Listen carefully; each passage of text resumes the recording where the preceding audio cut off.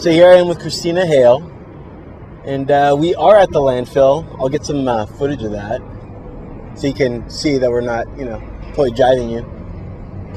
Where we come from? We just came from... We came from Canters, we came from the west side, and now we're looking at the drag strip, the famous Irwindale Raceway? Yeah, I guess it's a drag strip where Christina said, hey, there's some racing going on. You want to go check it out? I was like, why not? We just, jumped in our cars and came over here. And you live near here. I do live near. Shh, people will find out. Oh, sorry. They'll come stalk me. I gave it away. The paparazzi. Right. But, through the course, I got to, know you a little bit more. As you know, Christina is an artist herself. I went to your show, The Smoking Gun, where I got to see your pieces displayed, and noticed that your stuff was there from 2002 and on, but a lot of it was done in 2012. A lot of your work. Mm-hmm. Was that because 2012 was a very inspiring year? I had time.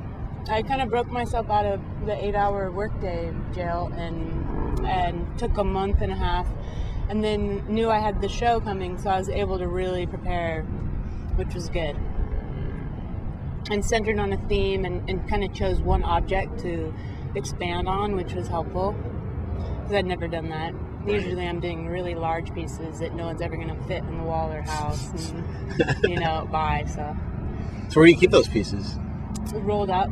Mm-hmm. You should display them somewhere. Yeah. You made them. Mm-hmm. Might as well display them. There were a couple at the show, but yeah, I saw that because the thing was, it was the Smoking Gun, and so I noticed there was a lot. All your work was like Smoking Gun, but there were a few pieces that weren't, and I wondered, why did you choose to do that? It was basically filler. I mean, to use it, to use the space, like the one against the I think it's called Jealous Man, against the behind the secretary or whatever. Right. That's an old piece, and a lot of the big pieces have sold. I mean, I remember doing a drum set that was 6 by 8 feet, and someone bought that, and so yeah, the big pieces have sold. It just takes a little more time. Right. Yeah. It's real weird too that you did not necessarily drag me down here, but we came down and I noticed that the theme of cars and kind of guns, it meshes well together with you. I love cars, yeah. Well, what's your interest in cars, especially these ones here? Well, I grew up, my uncle was a GT, he raced Carreras, 911s in the 70s, so I have memories of being on the top of, trailers with really loud laps going on, and so I've always loved cars. My grandfather loves cars. He likes high-performance cars, GTOs and Ferraris and that good stuff. So in my economic bracket, you have Mopars and drag racing, I guess. But I love cars for sure. I mean, objects and anything fast. I like motorcycles too. So I don't know. They're just beautiful objects, really. But it's fun. Adrenaline's a good thing. I think surfing is the safest way. I get that for myself, really. But I'm working on getting a motorcycle. A street bike. A street bike, like we'll a chopper or a rice rocket or something? A cafe racer. Girl style. Look, there's a hawk. There's a hawk. A little landfill. Definitely circling for some food. Wow. Beauty. Absolutely.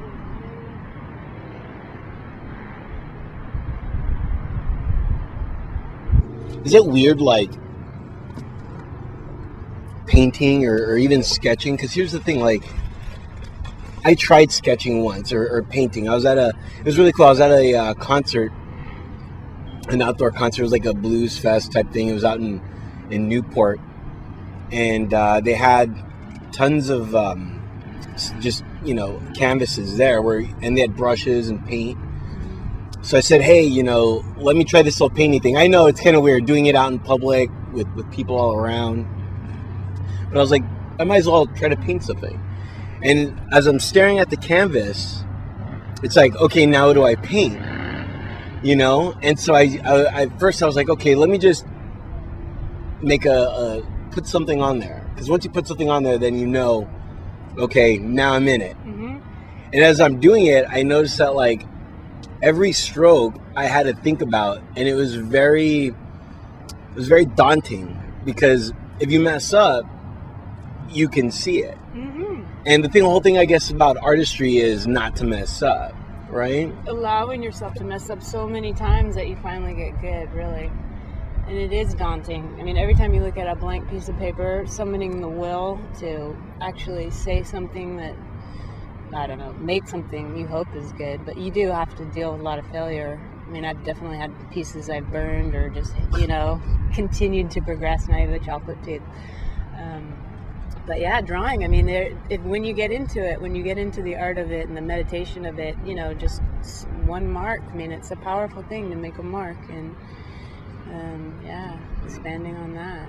Drawing is a kind of obsession, obsessive compulsive sort of reaction, I think, to being maybe shut down, and it's a subverted expression. So for me it worked, because I always kind of had authority above me, and so I had to figure out ways to like undermine it without being direct, which is graffiti in a lot of ways. You hit different angles. So but yeah, drawing is amazing though. It is something I really love doing, or I have grown to love doing for whatever reason. But yeah, when I started, I was like, I know nothing. I mean, if anything, I'm a testament to being able to do it. If anyone is listening to this thinking, I'm so bad at art, it's so not true. It's really just disciplining yourself to do something, because we all have it within us, I guess. And that was like crazy, because now you're here at the Robert Berman Gallery. It was your second opening. Yeah. And how did Robert come into the picture? Did he like say, oh, I've seen your work and I want to? He Paul Schimmel from Mocha, another friend of his, Jim Harithis, had seen my work. He's an amazing curator. He had done shows with like John Lennon and Yoko Ono back in the day, and he's just an amazing writer and human. But he got me in touch with Paul, and Paul recommended Robert. So that's how that came about.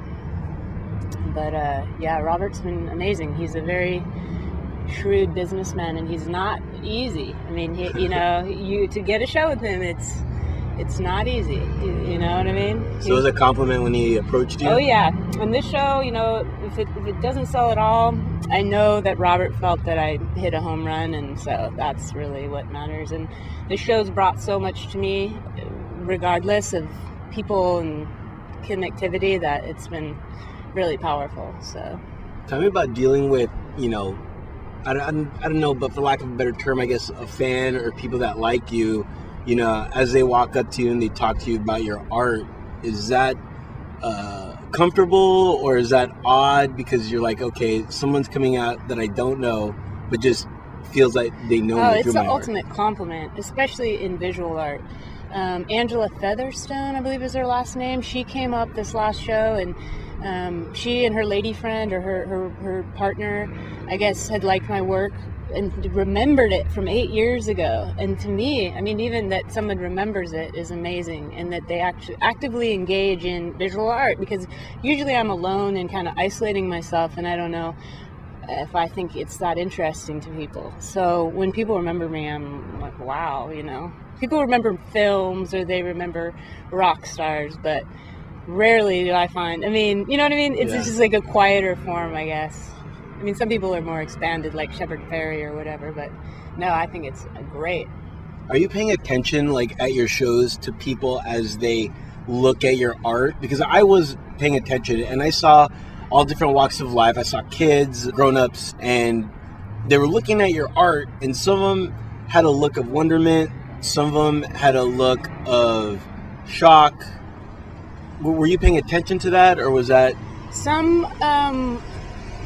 Most of the words and images in this show were kind of meant to be shocking, and I gave myself a lot of leash, because I had kind of held back from, swearing or getting too gritty with, bitch or, misogyny or things like that. But unfortunately, there's a lot of reality to it, and people like Raymond Pettibone, or people, punk punk, people really inspired me a lot. Basquiat, and they're really free with their terminology, so I was kind of like, well, fuck it, Yeah. So yeah, this show probably is a little rated R for kids, and I didn't really think about that.